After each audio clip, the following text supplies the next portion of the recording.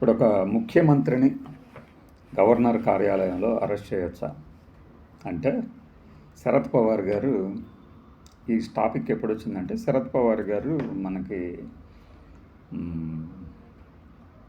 Hemant సోరెన్ని arrest చేసింది జార్ఖండ్ గవర్నర్గా ఇప్పుడు ఎన్డీఏ బలపరిచినటువంటి రాధాకృష్ణన్ గవర్నర్గా ఉన్నప్పుడు జరిగింది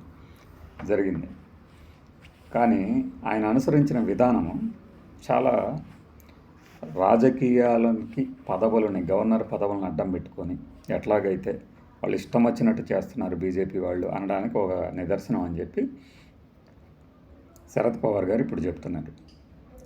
జనరల్గానే ప్రతి పార్టీకి ఫోన్ చేస్తారు కదా, లేదంటే కలుస్తారు మా అభ్యర్థికి మద్దతు ఇవ్వండి అని చెప్పడానికి.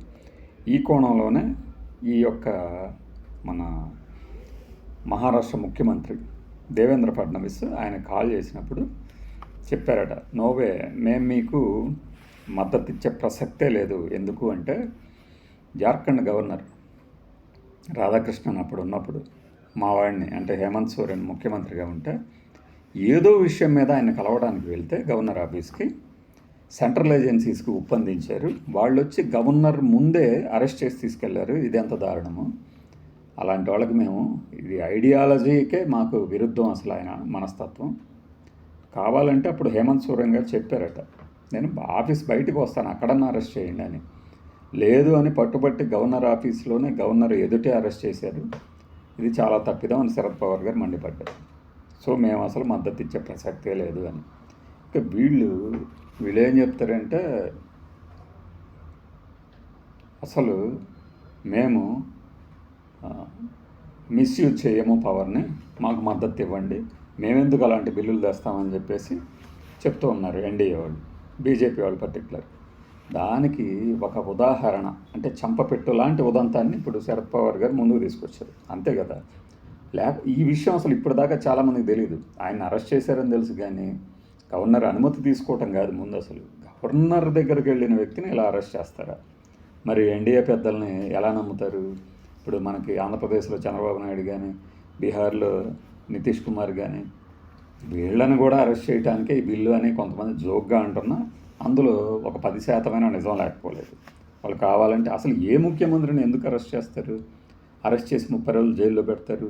జైల్లో పెట్టిన తర్వాత వాళ్ళ పదవులు ఎందుకు ఊడతాయి?